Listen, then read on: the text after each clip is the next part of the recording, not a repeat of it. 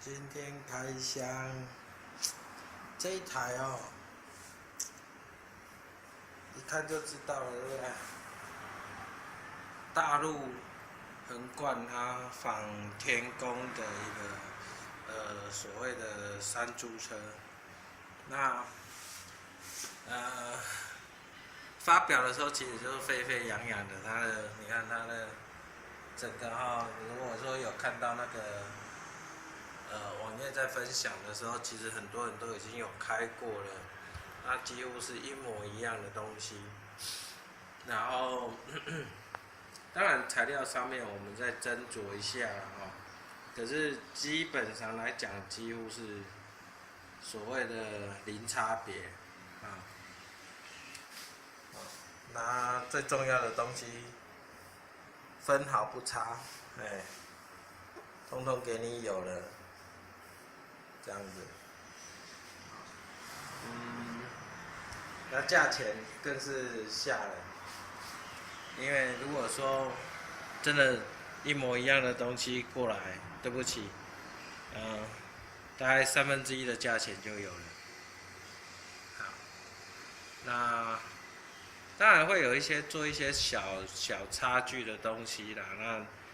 那我们就会知道说，其实整个对岸在发展 RC 上面来讲的话，跟他们现在的经济起飞是一样的，非常的快速，而且真的就是他们有他们自己的一个玩法，所以很多东西你几乎约束不到它，所以才会产生今天这个。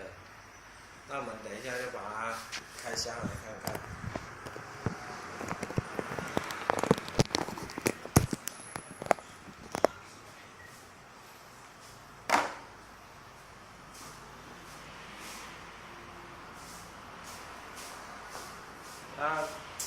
其实我对天宫的东西啦，像海力士系列的啦，或者这个山猪系列的，我是一点兴趣都没有，因为它没有所谓的一些竞技的功能那所以像我是偏向于把像这一类的东西偏向于是趣味车，就是好玩而已。然后就是有时候说的比较不好一点，就是说其实我会觉得说，其实天宫它就是出非常高比较偏高技术方面的专业的一个玩具，遥控玩具那事实上，如果说你看我们这样子那当然它是用 copy 的方式，可是如果说他自己去做的时候，我们会发现说，其实大陆跟你做的东西一模一样。那网络上甚至有人说，这个没有，差太多了，烂太多了，跑起来的感觉很差。那事实上，我看到跑起来的感觉，我也觉得很差，因为天宫当年发展的技术，3段变速箱，然后非常多金属件的一个车体，非常厉害啦，20-30年了。可是，在现在来讲，其实它就是有时候我会说，为什么我买天宫？因为这一台出来的时候有人在说，那我应该买天宫的就好了，还是买这个就好？我说，要收藏当然是要买天宫的因为你买的是一个双星的一个品牌在收藏。今天你不会说收藏这一台，然后拿出来跟人家讲说这一台是天宫的，那很简单不知道的人被你唬了那个可能知道它一样的双星的标志，那你买这一台做什么？收藏，不必要。那如果说我们说买这一台下去抄，那事实上很多人的疑虑就是说，它耐得起抄那你买这一台来玩，如果说不耐玩的时候，那你买这一台干嘛？买天宫的你舍不得玩，买了这台不耐玩，对不对？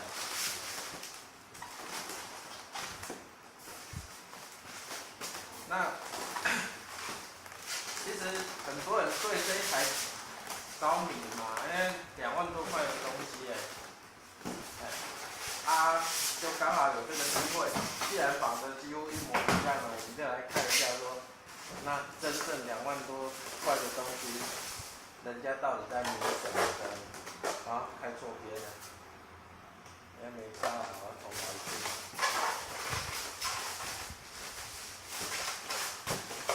开错边，这样，真的有东西耶。它这边另外一层还是有东西在哈。充电器，OK， 好，一个电池，拿一些橡皮筋、袋子、工具箱。好，那我们来看一下刚才拿下来的东西。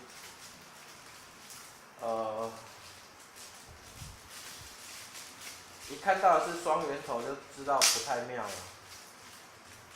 那毕竟它这个是国内版本的嘛，那国外版本还不知道出来了没有哈？国际版的不知道出来了没有？看一下，还好110可以插，110可以插啊。那双圆头自己想办法了。那当然对玩家来讲的话，这个就掉而已，没有什么用处。那这个是电池束带吧，一些工具，然后贴纸的部分当然没有授权，头牙头，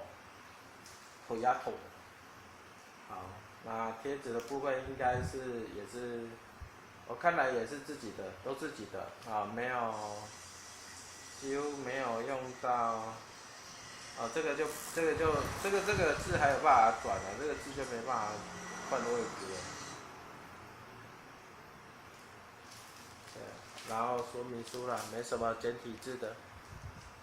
好，然后再来是电池的部分。电池的部分，它给的是一个很标准的田宫椭圆形的头，然后这边有个什么？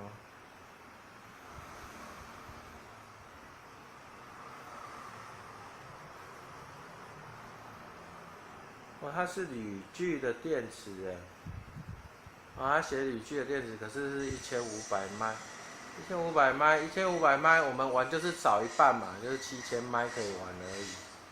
15C 的放电，那当然这一个电池就是，好看而已，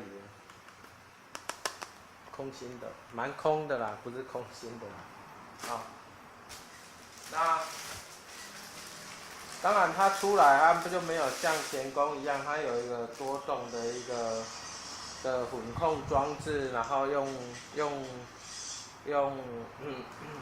板控这样，所以它有3段变换在这里，直接帮你混控好这样子。然后电池是标准的4颗，现在的遥控器大概标准都4颗，然后以一个遥控器的造型来讲的话，它算用心啦做的比较前卫一点，前卫一点。我拿那个 SL 的遥控器，对，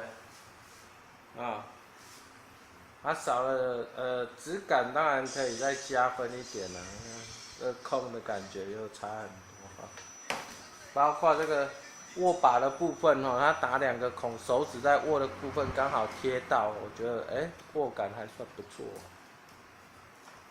好，然后一些设定基本上来讲跟一般阳春控是差不多，最主要它是做了一个这个混控的装置在这边而已。好，再来我们就来看车本体。这次呢买的是一台白色的车子，然后插的部分把它拿掉。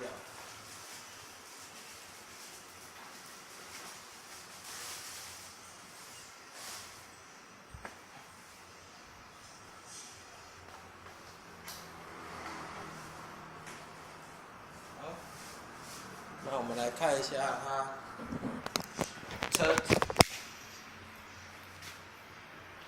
基本上它的表面还不错，那很多车友在拆的时候，这个雨刷已经掉了，那这次很幸运没有掉。那它的照后镜的部分当然跟田宫的不一样，跟田宫的不一样。然后它比较特别的是，它这个后面这个多箱的部分，它把它做成一个电镀的部分。那其他的这个孔位几乎都是一模一样的一个设计的方式。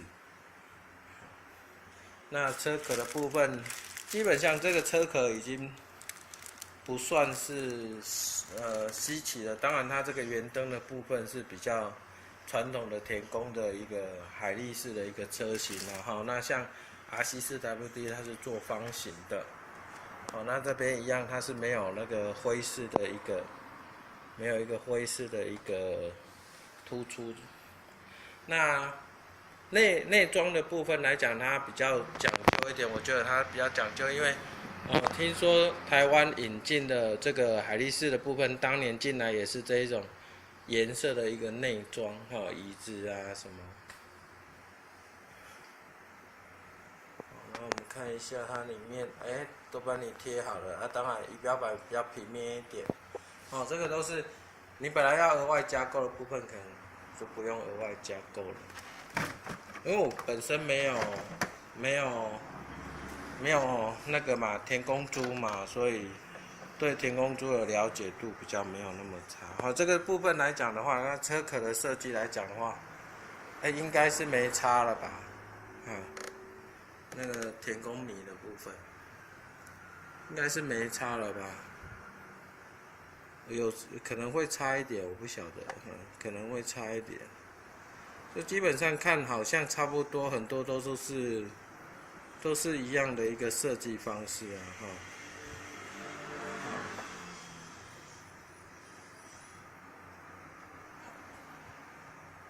尾灯的部分也是有啊，侧边的也是有啊，基本上质感相当高了我们如果有的把它银色的部分拆开来看看。好。那车本体的部分，我们看一下车本体的部分。这个轮胎基本上是硬可是田宫猪呢，也这么硬吗？其实如果胎纹路一样的时候，我是觉得它可能会偏硬一点。可是如果它的胎纹路不一样的话，我就不至于会觉得它的胎太硬。因为我没有田宫猪，可是我有田宫的 GF01跟那个什么熊本猪嘛，他们的胎其实基本上这种大脚胎来讲，不能偏太软了因为他们趣味车的部分还是要带一点硬性，才有一些基本的一个，才不会比较重拖啦。好，那车轮的部分，电镀金属塑胶框然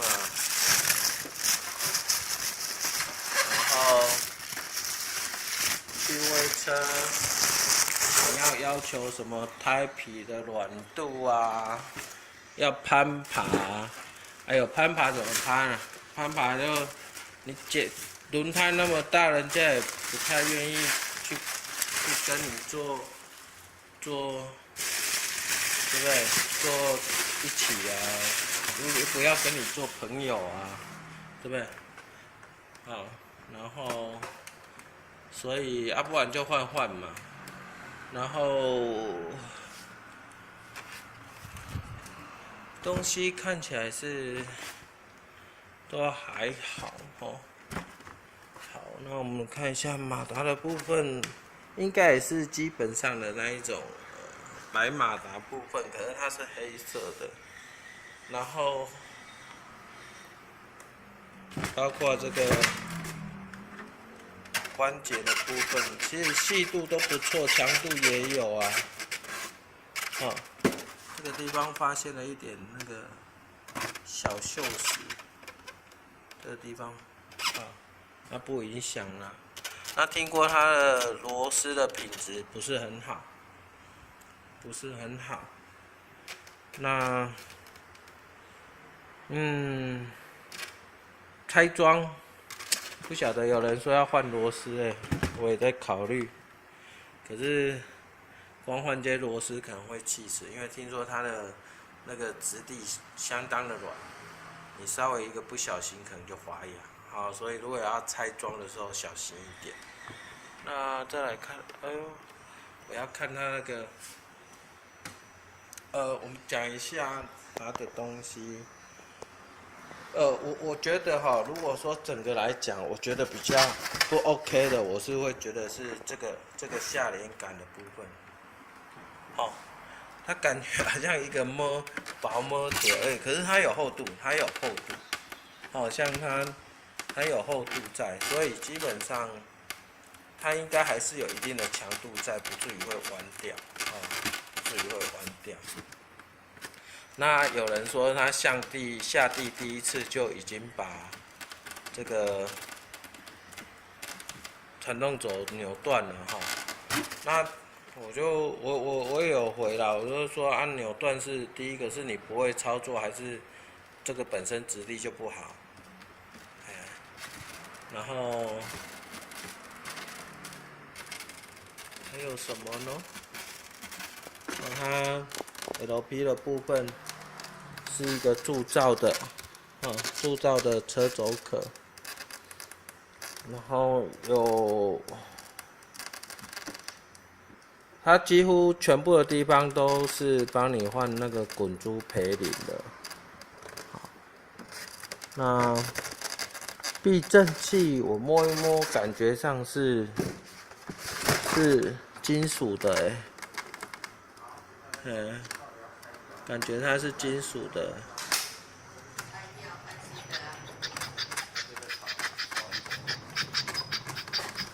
软还是硬？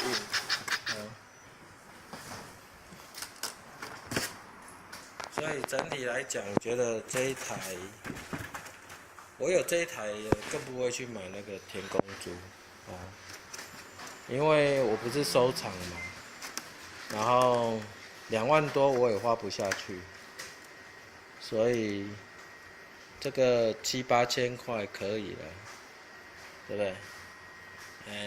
拿出来比的时候，我还会也可以笑说，你那个同样的东西，你花到4倍的钱去买，就两个标签而已，那有机会的话试跑看看。我们的那个叫什么？都不能讲，维尼猪，这是维尼猪，维尼熊他们家出产的猪。